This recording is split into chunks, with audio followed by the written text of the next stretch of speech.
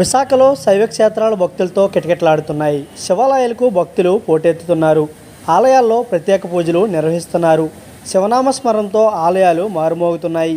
తెల్లవారుజాము నుండే భక్తులు క్యూలైన్లో బారులు తీశారు. మహాశివరాత్రి సందర్భంగా విశాఖలో పలు దేవాలయాల్లో ఆలయ కమిటీ సభ్యులు, నిర్వాహకులు అన్ని ఏర్పాట్లు చేశారు. ఆలయాలను విద్యుత్ కాంతులతో అందంగా అలంకరించారు. స్వామివారిని దర్శించుకొని భక్తులు తమ కోరికను కోరుకుంటున్నారు.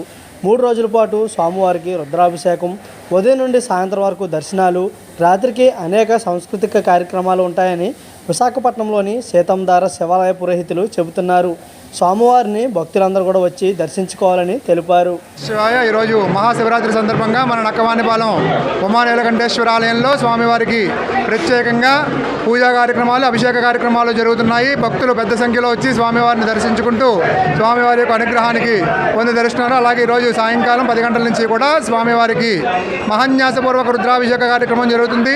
పరమేశ్వరుని యొక్క అనుగ్రహం అందరి మీద ఎల్లప్పుడూ ఉండాలని చెప్పేసి కోరుకుంటున్నాం. ఓం నమః శివాయ. అలాగే శివరాత్రి సందర్భంగా ఈ 3 రోజులు కూడా స్వామివారికి ప్రత్యేకంగా రుద్రాభిషేకము, త్రయోదశి సందర్భంగా నందీశ్వరుడికి అభిషేకము, అలాగే స్వామివారికి మహాన్యాసపూర్వక రుద్రాభిషేకం, ప్రత్యేక అభిషేకాలు కూడా స్వామివారికి జరుగుతున్నాయండి. వినాయకుడికి, అమ్మవారికి, స్వామివారికి కూడా ప్రత్యేక పూజా కార్యక్రమాలు జరుగుతున్నాయి. ఓం నమః శివాయ.